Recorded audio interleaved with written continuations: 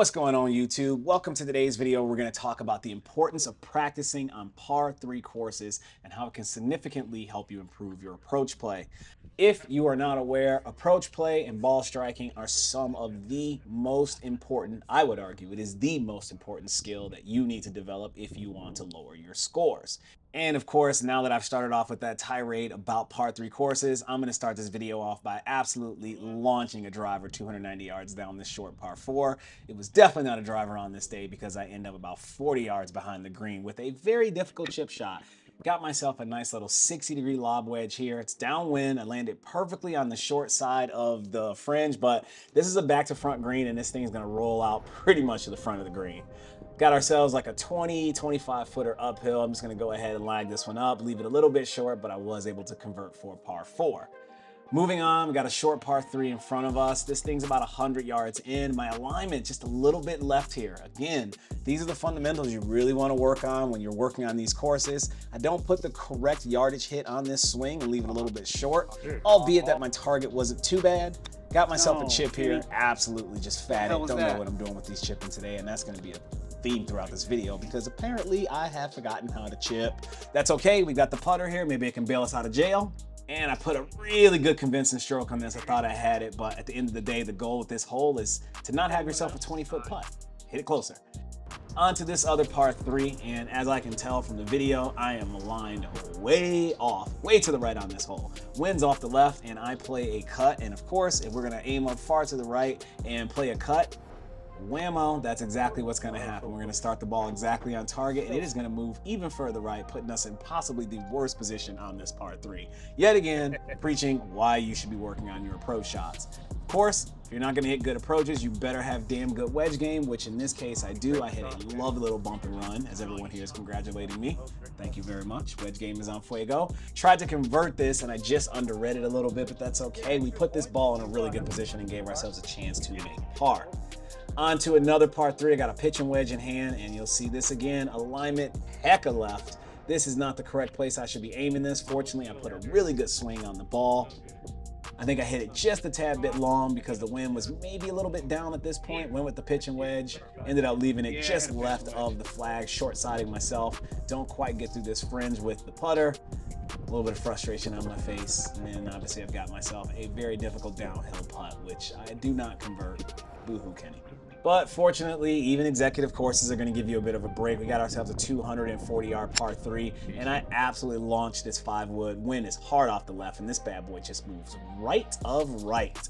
Again, putting myself in a compromising position by picking way too much club and leaning into the things that I do best, which is hit long drives and hit my woods very well. Now we're on the right side of the green, and we've got ourselves a very difficult chip shot to a green that's running away from us. Fortunately, I hit this with the absolute softest of finesse. End up getting it really close to the hole, give myself a good chance to look at birdie here, put a good roll on the putt. Unfortunately, it just doesn't quite take the break, end up leaving it behind the hole. But overall, I'll say my short game and my putting saved my butt again on this hole.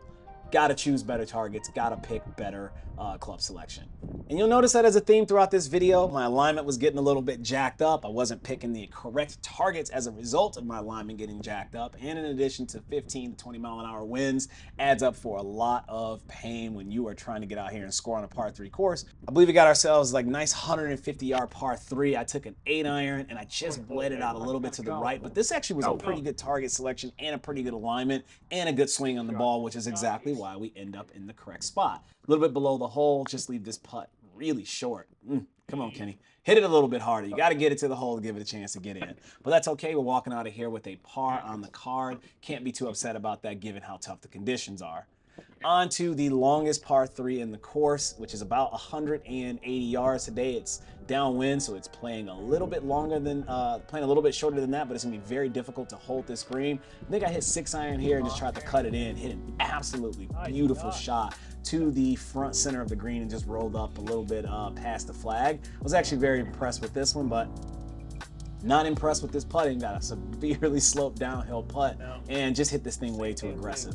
I definitely know at this point I was trying to make birdie. I was trying to make something happen here and ended up putting myself in a compromising position. And as Decade teaches us, you can't try to force birdies because when you do, you bring bogeys into play, and that is exactly what happened here. On to the next par 3. It was 155 yards. I hit 9-iron here. And again, I put a good swing on this, but my alignment was just a little too far left and hit this ball dead straight. And it ends up in the area where you don't want it to be, which is left of this green, because there's just a lot of troubly grass over here. And as we get up to the ball, you can see I've got myself a really difficult chip to a green that's running away. Do not make great contact with this and leave it in the fringe, which is pretty much in the exact same spot that you don't want to be. And as you'll see from this putt, I barely tap it and this thing rolls all the way out on the fringe and then past the hole. Should have just taken my medicine here, hit the ball onto the green, not trying to be cute, and just accepted that I would have had a 20-foot putt to save par. Walk out of here with yet again another bogey. We finished the day with a 300 plus or 320 yard par 4. I just absolutely send this one straight up the right, but catch it a little low on the face, and it just spins up, doesn't quite get the distance. And as we get up here to the fairway, we got ourselves a little 60-yard shot, and bam, a little shankaroonie coming out. Not sure what happened there, just lost my concentration. 4 right, ladies and gentlemen. Don't want anybody to get hurt by that errant ball. Then I leave it here in the rough. I've got a little high wafting 70-degree, 60-degree flop shot, landed onto the front of the green perfectly. Obviously, because all these greens slope back to front, we've got serious wind conditions. It rolls out. By this time, I had made such a mess of this hole that the group behind us was queuing up, so I didn't want to make them wait due to my slow play. I wasn't able to film this last one, but I did 2-putt that one as well for a bogey. And there you have it for the stats. I don't always play poorly, but when I do, I guarantee you it has something to do with my ball striking. Approach play is something that is super important to work on, and working at it at executive courses or par 3 courses is a fantastic way for you to play a short round of golf and still have enjoyment out there, but also work on one of the most important fundamentals of golf. That's all I got for you as always. Thank you very much for watching my YouTube channel. Deuces, people. Let's keep it moving.